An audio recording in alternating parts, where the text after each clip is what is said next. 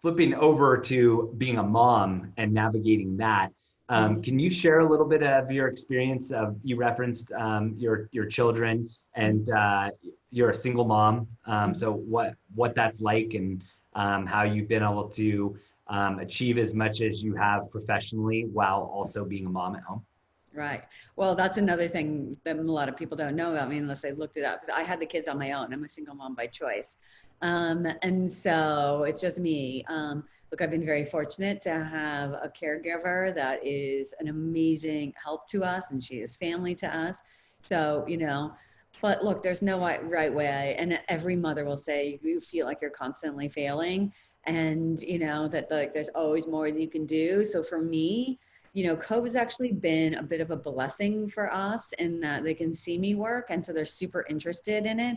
So at any moment, I'm not going to lie, they could be busting through those doors. I send them off during the day to Camp Justice since there's no day camps here. Um, they get a big foldable wagon with a bunch of stuff in it. And I'm like, don't come back. And so, they make appearances and they see what I'm doing. And then, when it's our off time, they hold me accountable, no working, no on the phone, which is great because I mean, like, no iPad, time. And it's really, given us a time to like where we can adapt because the ultimate goal is actually quantity time, not, quality time, not quantity of the time, right? Because, they're also, in school all day usually. And so it's like really making sure that it's quality and really getting them to understand what you're doing and why you're doing it. It's not just about money, but it's about what you love or that it's important, or it's important to help people and they ask all these questions now. And so for me, look, it's in various times of my life, like I think, I wasn't as present as I am now, and this is given, and it's been really hard, so it's a constant battle every day of how much time you can really give them and so I don't think there's a right answer. It's just what I do in my family is just to try to be available when I can, block off periods of time when they work. I am very much available like at night and on weekends if they're doing other things, if I need to go do something with them during the day. So, which is one of the things I think this whole world has learned in COVID and needs to continue to do is realize that dads want to be parents too. Moms, want to work more or travel more. And so we just need to be more malleable and understanding what people's needs are when they have families and even when they don't, and be understanding of that. So I don't know if I just gave you a really circular, wide answer, No, it was very thorough, and I love it. I especially like what you said about your kids being interested in what you're doing and asking about it, and also the pride that you have in sharing what you're building with them. I think we early on we maybe we didn't underestimate it, but we just overlooked it. That one of the biggest impacts we would make on the world would be the impact on so many of the women in our community's children. And the fact that their mom was going to work every day and building their business to help support their family and being part of that contribution to the family unit, but they were also serving the community around them. Mhm. And what a mark that would make on those kids later on in their life. And I started tracing back and realizing that that's so much of my story of getting to One Hope and so much of our co-founder stories were by having strong mothers who were nourishing the future, which is our purpose.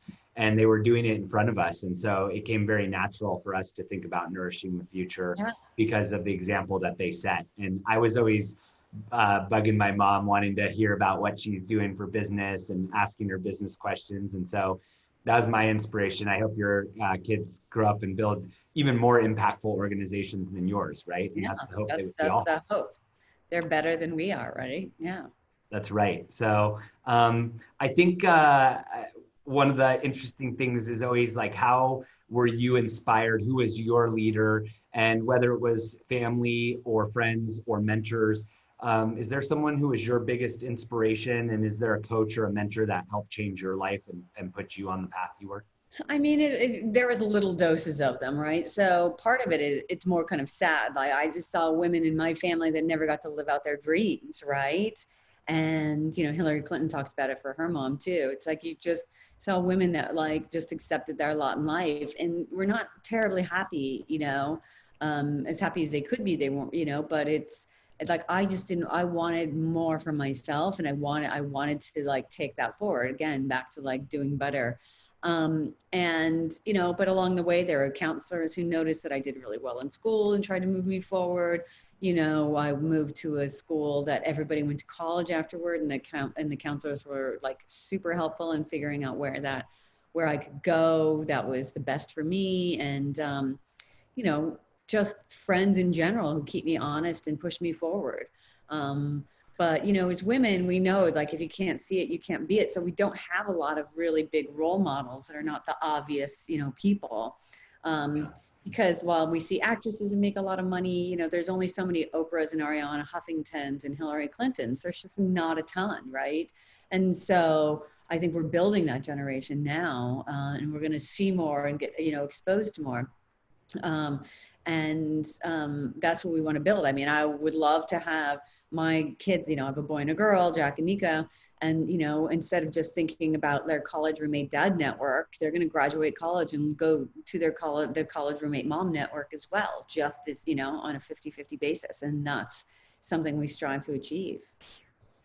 And when you so I've been pretty good about not going into the celebrity and high profile status, but what do you think it was with some of those high profile people that you represented that they recognized in you right away, that they were like, this woman is a boss? And like, and did they provide mentoring and coaching or help you realize what your superpowers were, or were you mostly helping them realize their superpowers? No, I think it was a two-way street for sure. I think, what I realized very early on in the music industry, representing artists, is there were these big companies that were totally trying to take advantage of them. And they do that every day, all day long. And it was super obvious to me. And, and then there were these artists who, some had egos and bravado, but like when it came to their business, were very vulnerable and did not understand it. And they didn't feel comfortable telling men about that. They felt comfortable telling me about that. So we had this very symbiotic relationship in that I could protect them. I was doing a lot of hip hop too, where a lot of the guys that I represented were raised by single moms as well. So just like me. And so we really bonded on that level. And so, they knew that I could do a lot more. And Jay-Z in particular was always like, with your name, you really got to use it for something, and I was like, I did him a solid and called my company the Justice Department. I had to. But yeah, I mean, I think we supported each other all the time. I supported them in obvious ways. And there were times when Jay-Z had said to me, do you know who you are? Do you know how great you are? And that was amazing too, So I just knew that I had a knack for representing the underrepresented and underestimated. And so that's what I kept doing. Yeah. So did I hear that Jay-Z helped JJ, inspire JJ to build this company and make sure that your last name was in there and was part of your brand? Yeah. Yeah. He's like, do you know how crazy your name is? And I'm like, yes, I do. It is something people are always like, is that her real name? I'm like, I'm fairly sure that's her real name. And yes, on my birth certificate, cool. It is my real name. Yep. I remember saying the same thing when somebody told me about you the first time. And I like what you said there about from coaches and mentors. Sometimes we forget that the best examples are actually that really bad manager you had on how not to manage, and some of the things that you saw early on in your life that shaped you to want to change things and be better. Some of the best coaches are not actually great coaches. They just did you a solid by showing you what not to do and how not to act and stuff. And so it's good to keep your eyes open to that. Sometimes you can learn more from a person that's doing things that you don't like than the things you do. So exactly.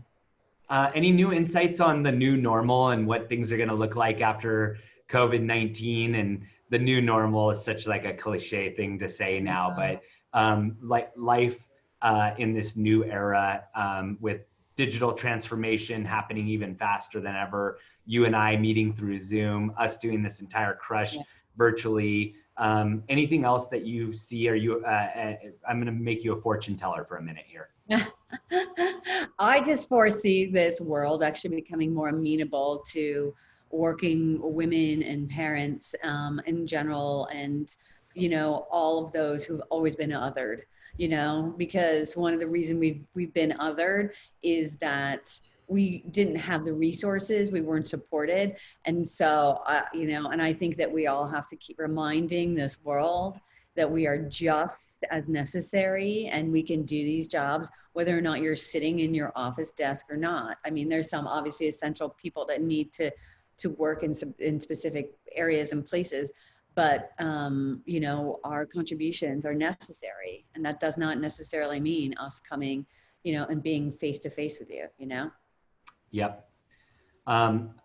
What about this conversation, and even further than a conversation, actions that are being had around systemic racism and this fight for justice and equality that's going on in America right now?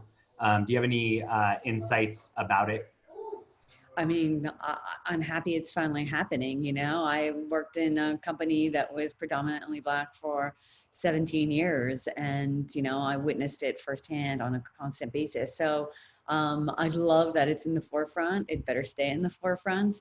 And anybody who is not a person of color has a lot of work to do in understanding the ways that we need to invite and include people into the conversation. I can now hear my kids in the elevator right now.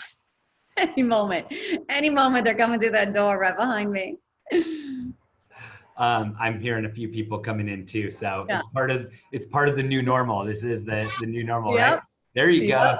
There's one of them. Camp Justice. There's two, and there goes the dog. Justice. I love it.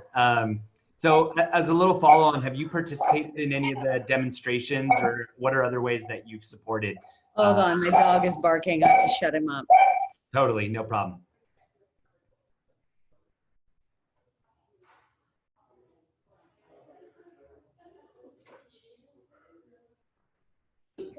All right.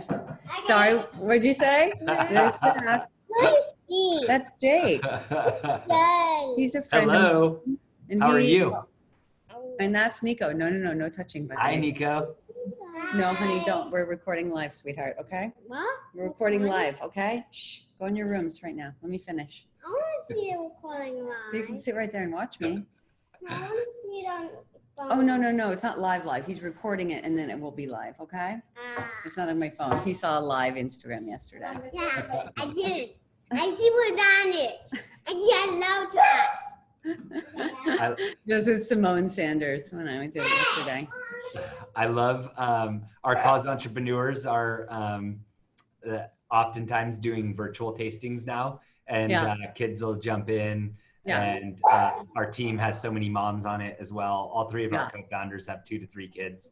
All of our co-founders that are moms. So that's part of the new normal. It's almost like we just put that on cue, but I swear for those of you at home, we did not coordinate that.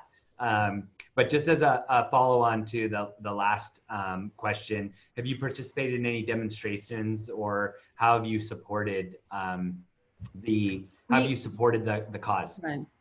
We have not. We haven't been in New York. We were in Fire Island, so they had some stuff, but not a lot. And then I've been a part of a music industry coalition. It's called the Black Music Artists Coalition. And so I've been one of the allies there and helping get the word out. Also, signing on, helping them with whatever initiatives that they have, and using all of the network, including working with the Biden campaign on that.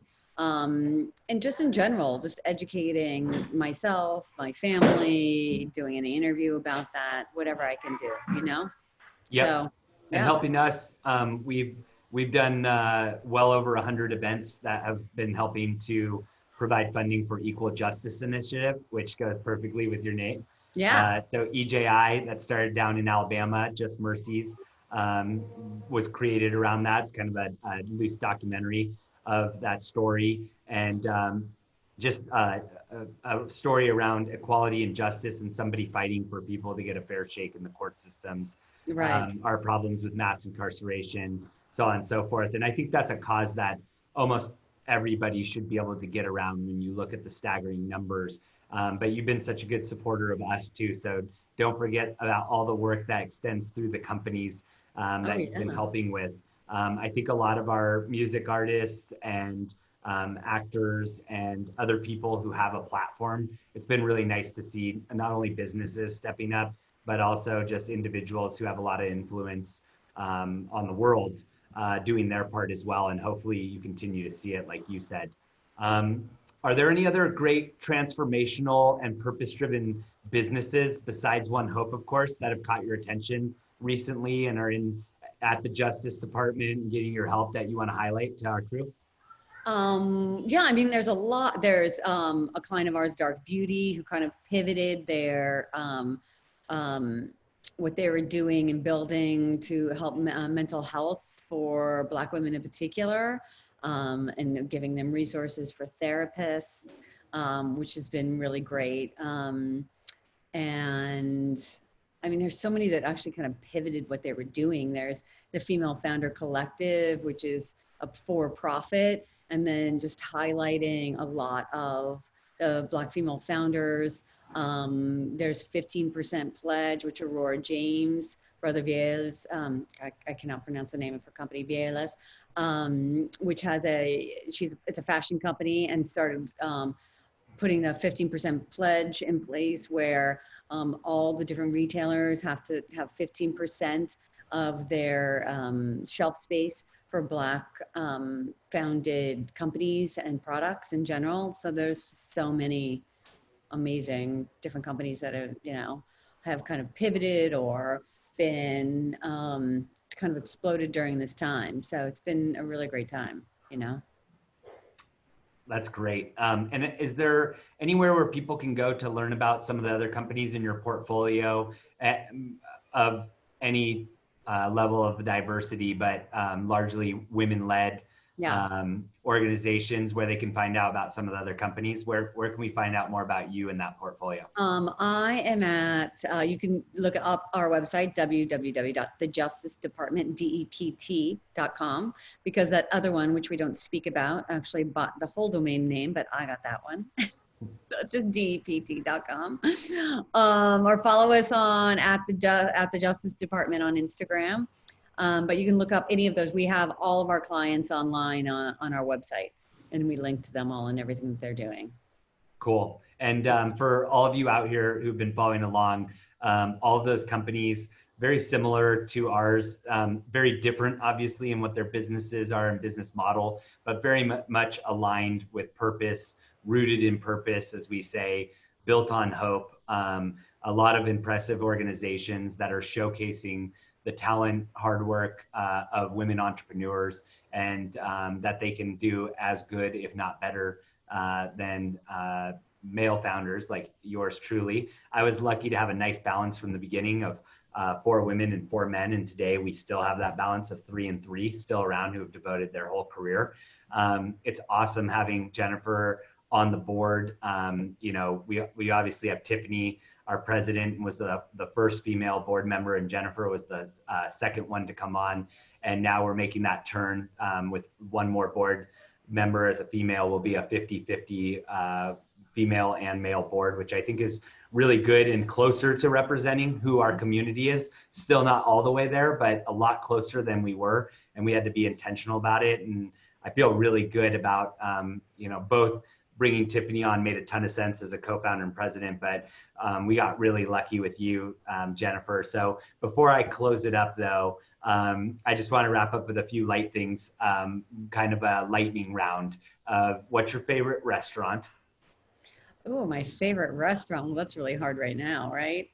Yeah, doesn't need to be right now, but used to be your favorite restaurant while we were all going to restaurants. No, one of my favorites is La Conda Verde in Tribeca, which is a friend of mine, Nice. a chef as well. Yeah, love that Do place. you have a favorite book?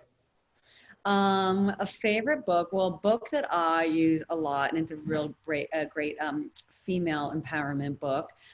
Is by Gail Evans, and it is play like a woman, play like a man, win like a woman. And she wrote it like over 20 years ago. She was one of the first women at CNN working for, Ted Turner. And so she was really a high level executive. And then I got to be friends with her son, and we're working on a project together. And when I was like, why are you doing this female founded project? And they started saying he's from Atlanta. And I was like, oh my God, Gail Evans is your mom. And he's like, you know my mom? And she's just like never gone out there, gotten the accolades or whatever. So I always refer to that one. I do love that. Nice. And then do you have a favorite recent movie or podcast that you could recommend to anybody? Not a movie or podcast, but I did just finish The Politician, and I loved it so much. On Netflix. I loved it. The Politician? Yes. Okay, I'll have to check that out. And So then what's your favorite place? Times. Say that again? It's very telling for these times. Got it. Yeah.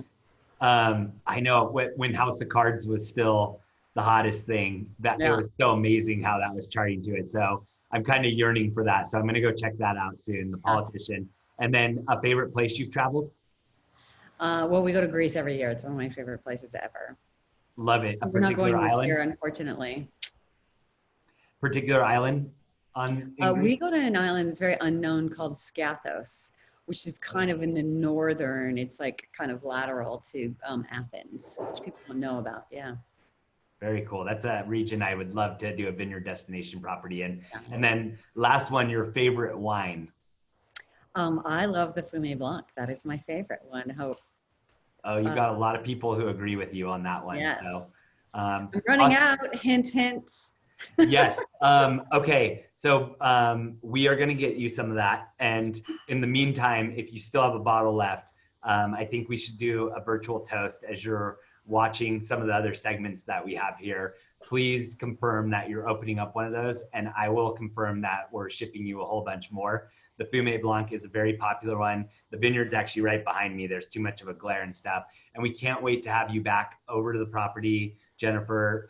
We're so thankful. We're so humbled to have you on our board of directors, helping us with strategy, helping us do all the things that you do over at Justice Department.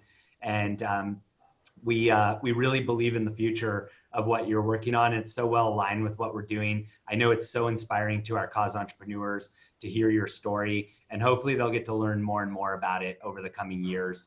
It's great to have you represented with our CE community and here at Crush 2020, albeit virtual. It's still been amazing. And like I started it off, I knew that people would be able to feel your energy, even though it's through the screen, and hopefully they'll get a chance to meet you as well. And to hear that my daughter's done with her shower too. So I hope everyone heard that. It's perfect timing. Thanks so much again, JJ. We're looking forward to continuing to grow our business together and helping you grow yours. Thank you. Thank you so much. Thank you.